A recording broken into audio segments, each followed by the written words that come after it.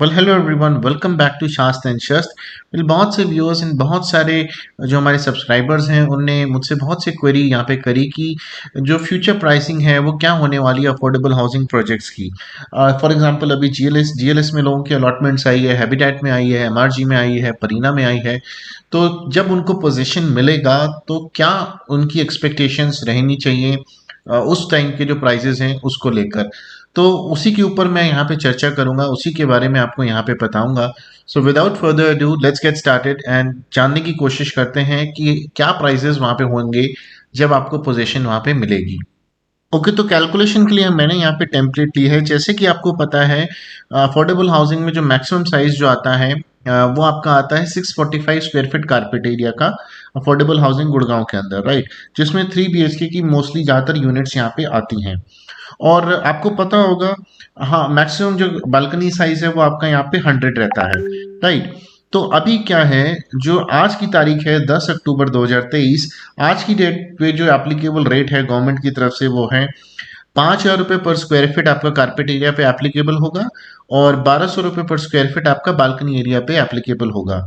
तो अभी जो बेसिक सेल प्राइस है एक यूनिट की वो आपको आती है यहाँ पे 33,45,000। ये बीएसपी प्राइस है, राइट। इसके बाद और भी कॉस्टिंग आपकी लगती है। हम फाइनली देखने की कोशिश करते हैं 4 साल पे जब आपको ये पोजीशन मिलेगा फ्लैट तो उसकी एक्चुअल कॉस्ट आपको कितनी पड़ेगी, राइट। हम उस पर जानने की कोशिश करते हैं। तो एक टेम्पलेट दी है मैंने जो 3 BHK की यूनिट्स के लिए मैंने यहाँ पे अप्लाई की है।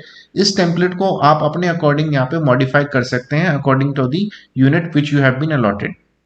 अब सेकंड शीट में हम यहाँ पे बात करते हैं अदर चार्जेस के। अदर चार्जेस आपको क्या क्या लग सकते हैं। देखिए, जीएसटी जो है वो आपको 1% लगेगा बेसिक सेल प्राइस पे, राइट। तो 33,45,000 थे आपके, तो उस हिसाब से 33,000 रुपए का जीएसटी आपको देना पड़ेगा गवर्नमेंट को। पोजेशन चार्जेस, जी हाँ, पोजेशन के टाइम पे भी बहुत सारे चार्जेस होते हैं। आजकल बिल्डर्स ले रहे हैं, जैसे कि आपका आजकल जो सबसे बड़ा जो 33 kVA का कनेक्शन के लिए लिया जा रहा है एक्सटर्नल इलेक्ट्रिफिकेशन चार्जेस, राइट। वो हो गया, आपके इलेक्ट्रिक मीटर्स के हो गए और आपके जो वाटर की कनेक्टिविटी का हो गया, है ना। तो ये सारी चीजें जो है उस टाइम पे आपसे ली जाती हैं। एक अप्रोक्सीमेट अमाउंट मैंने यहाँ पे ले लिया है 1.5 लाख रुपए। फिर जब आप रजिस्ट्रेशन यहाँ पे कराने जाओगे तो उसमें स्टैम्प पेपर की कॉस्ट है, अगर मेल मेंबर है तो उसकी 7% लगेगी बीएसपी की। तो वो प्राइसिंग मैंने यहाँ पे लिख दी है। इस प्राइसिंग को अगर आप में फीमेल है या जॉइंट है तो उसके अकॉर्डिंग भी आप कम या बड़ा यहाँ पे सकते हो। बट क्योंकि मैं मैक्सिमम अपर बाउंड यहाँ पे लेके चल रहा हूँ, मैक्सिमम कॉस्ट हम यहाँ पे निकालने की कोशिश कर रहे हैं, तो मैं यहाँ 7% लेके चलूंगा। रजिस्ट्री कॉस्ट आपकी 10,000 रुपए के आसपास आती है। स्टैम्प ड्यूटी अलग होती है, रजिस्ट्री ड्यूटी आपकी अलग होती है। एंड कुछ अदर कॉस्ट भी हैं, जैसे फॉर एग्जांपल जब आप बीबीए कराने जाते हो वो कॉस्ट लगती है। एंड जब रजिस्ट्रेशन कराने जाते हो तो कुछ ऊपर के खर्चे भी होते हैं, लॉयर फीस होती है, अटॉर्नी फीस होती है। तो वो एक एक्स्ट्रा अमाउंट मैंने वहाँ पे 15,000 रुपये वहाँ पे ले लिया। तो आप यहाँ पे देख सकते हो 4,42,600 रुपीज ये आपके अदर चार्जेस की कॉस्ट हो गई, राइट। एंड इसके बाद सबसे इंपॉर्टेंट कॉस्ट है जो आपको समझनी है वो ये है कॉस्ट ऑफ फंड्स। ठीक है, कॉस्ट ऑफ फंड्स को समझने के लिए आपको पेमेंट प्लान पे यहाँ पे समझने की जरूरत होगी, राइट। कॉस्ट ऑफ फंड्स भी तो है, मैं अगर हर साल उसे कुछ पैसा दे रहा हूं तो उसकी एक कॉस्टिंग है, राइट। कहीं से या तो मैं कहीं से उसे लोन से उठा के दे रहा हूँ, या हो सकता है कि अगर मैंने उसको कहीं इन्वेस्ट किया होता तो उसकी अपॉर्चुनिटी कॉस्ट होती, राइट, कि वो उतना ग्रो हो गया होता। तो कॉस्ट ऑफ फंड्स भी है, वो भी आपको यहाँ पे देखने पड़ेंगे। बट उसको देखने समझने के लिए आपको यहाँ पे पेमेंट प्लान समझना यहाँ पे जरूरी है। जो कॉस्ट ऑफ फंड्स की कैलकुलेशन है वो केवल बीएसपी पे होगी। इसमें मैं आपको बता रहा हूँ कि मोटा मोटा गणित हम यहाँ पे कर रहे हैं, ठीक है। हो सकता है पेमेंट प्लान यहाँ पे चेंज हो क्योंकि अब कंस्ट्रक्शन प्लान हो चुके हैं। बट मैं मोटा मोटा यहाँ पे मान के चल रहा हूँ कि आपके 4 साल में पेमेंट यहाँ पे जाएगी 25-25-25%, राइट। तो अगर 4 साल में आपकी पेमेंट जाएगी 33,45,000 के आसपास, है ना। और उसकी तो पर ईयर जो आपकी जो एक एवरेज अमाउंट हमने निकाल लिया 25%, वो आपका इतना जाएगा, राइट। 8,44,612.5, है ना। इतना अमाउंट आप हर साल दोगे। तो कॉस्ट ऑफ फंड्स की कैलकुलेशन करने के लिए सबसे पहले आपको यहाँ पे जो पेमेंट प्लान है उसको भी समझना होगा। देखिए, जैसे ही आपको अलॉटमेंट आती है, आप एप्लीकेशन मनी लगाते हो 5%, जैसे ही आपको अलॉटमेंट आती है तो 20% पैसा आप और दे देते हो। तो 25% पैसा तो चला ही गया, स्टार्टिंग में, राइट, ईयर वन में। ईयर वन मतलब एकदम शुरुआत में, कंप्लीशन ऑफ ईयर में नहीं। ईयर वन जो रेफरेंस पॉइंट है शुरुआत में, एट द स्टार्टिंग में ही, राइट। तो 8.5 लाख रुपए के आसपास यहाँ पे आप देख सकते हो स्टार्टिंग ऑफ ईयर के फर्स्ट ईयर का जो शुरुआत है उसी में आपका यहाँ पे चला गया। अगर मैं उसकी जो कॉस्ट ऑफ फंड्स है 9% पर एनम भी यहाँ पे एक एवरेज लगाता हूँ तो 76,000 की कॉस्ट ऑफ फंड आती है, राइट। एंड आपने ईयर के शुरुआत में पैसा दिया इतना, और आपको पोजीशन जो है वो 4 साल बाद मिलेगी। दैट मीन्स जो मेरा जो टोटल कैलकुलेशन है वो कितने का होगा, 48 मंथ्स का हो गया, 4 साल का मेरा कॉस्ट ऑफ फंड्स हो गया। तो ये जो जो 4 साल की जो कॉस्ट ऑफ फंड्स है, ये वाला जो पैसा दिया था, इसको मैं अगर मल्टीप्लाई करूंगा 76,000 इंटू 4, तो 3,04,000 रुपए के आसपास यहाँ पे आ रहा है।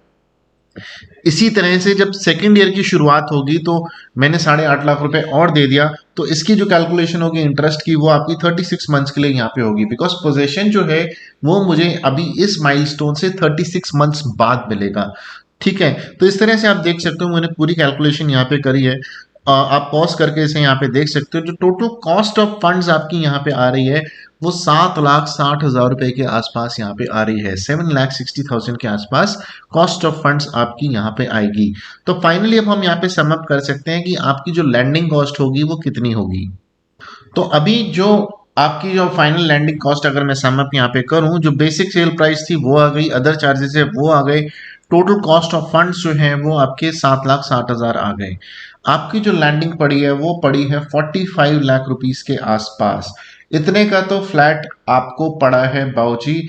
एंड ये वो प्राइसिंग है जहां पे हम कह सकते हैं it is at no profit और नो लॉस। इनफैक्ट मैं उसको लॉस ही कहूंगा, बिकॉज आपने इसमें अभी तक हमने प्रॉफिट जोड़ा ही नहीं है।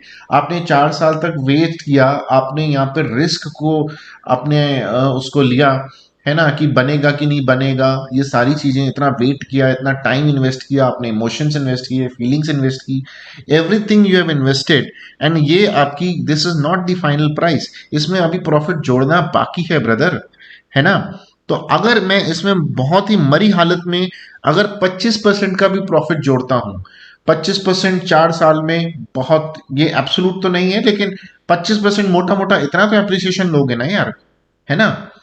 इतना तो कॉस्टिंग आपकी बनती है, तो आप देखोगे समवेयर अराउंड 57 लाख रुपीस के आसपास आपकी ये कॉस्टिंग यहाँ पे आ रही है।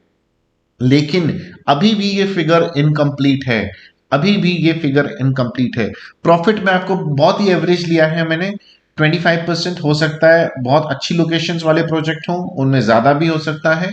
मैं एक जेनरिक ले रहा हूं, मिनिमम टू मिनिमम लेके चल रहा हूं, सबसे वर्स्ट लोकेशन में लेके चल रहा हूं, और इतनी कॉस्टिंग तो आपकी बनती ही है, बिकॉज, है ना।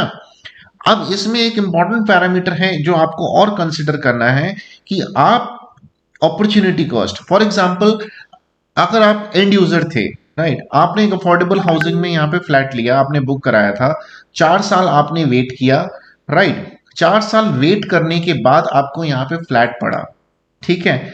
इसमें आप ये चीज भी देखो कि इन 4 सालों में अगर आपका फ्लैट आपको मिल गया होता तो आपने कहीं ना कहीं वो रेंट नहीं दिया होता जहां पे आप रह रहे थे, तो 4 साल आप रेंट पे भी रहे। तो 4 साल अगर आप रेंट पे रहे हो, तो let's say for an average में लेके चल रहा हूँ 16,000 रुपए पे आपने कोई अफोर्डेबल हाउसिंग में कहीं रह रहे थे, या कहीं भी आप रह रहे थे, मैं एवरेज रेंट लेके चल रहा हूँ 16,000 रुपए, हालांकि ये रेंट और भी ज्यादा हो सकता है। फॉर 48 मंथ्स का जो रेंट है वो आपका 7,68,000 आता है।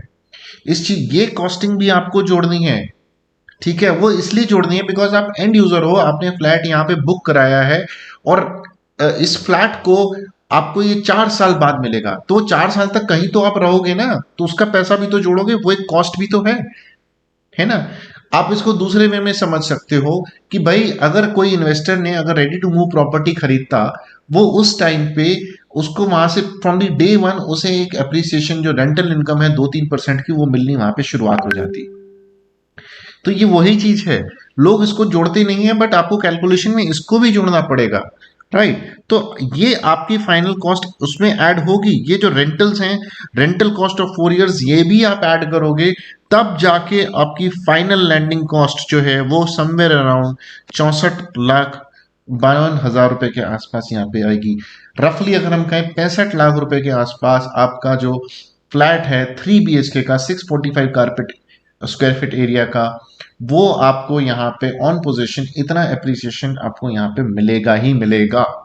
ठीक है, इतना आप एक्सपेक्ट करो कि इतना एप्रिसिएशन आपको ऑन पोजीशन यहाँ पे मिलना ही चाहिए। इससे नीचे अगर आप बेचते हो तो आप अपना प्रॉफिट वहां पे नहीं कमा रहे, आपने उसको अंडर वैल्यू सस्ते में वहां पे बेच दिया। ये प्राइसिंग जो है आज से 4 या 5 साल बाद जब आपको प्रोजेक्ट आपका डिलीवर हो जाएगा वो वाली है। ठीक है, तो और ये प्राइसिंग बहुत मिनिमम बताई है मैंने, जो सबके लिए एप्लीकेबल एट पार वहां पे होनी ही चाहिए। ठीक है, बिकॉज इससे नीचे तो आपको फायदा ही नहीं है फिर तो इनमें कुछ। आपने जो भी लिया, आपने सारा रिस्क पोटेंशियल उठाया, सारा रिस्क लिया, सब कुछ किया और आपने कुछ भी पैसा नहीं कमाया। राइट, तो वो इसकी तो पैसे इतनी आस्किंग प्राइस आपकी वहां पे होनी चाहिए।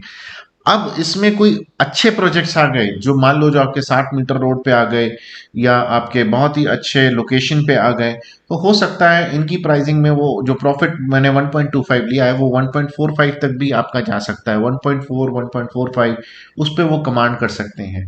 राइट, एंड वो प्राइसिंग जो है आपकी समवेयर अराउंड, मुझे लगता है 3 BHK बहुत अच्छे लेआउट्स हैं, अच्छे बिल्डर के हैं, तो वो आपके कमांड कर सकते हैं 75 से 80 लाख रुपए तक भी आपकी उनकी मैं एक्सपेक्ट कर सकता हूँ। हो सकता है इनसे ज़्यादा भी चला जाए, बट मिनिमम इतना तो मिनिमम वो कमांड करेंगे।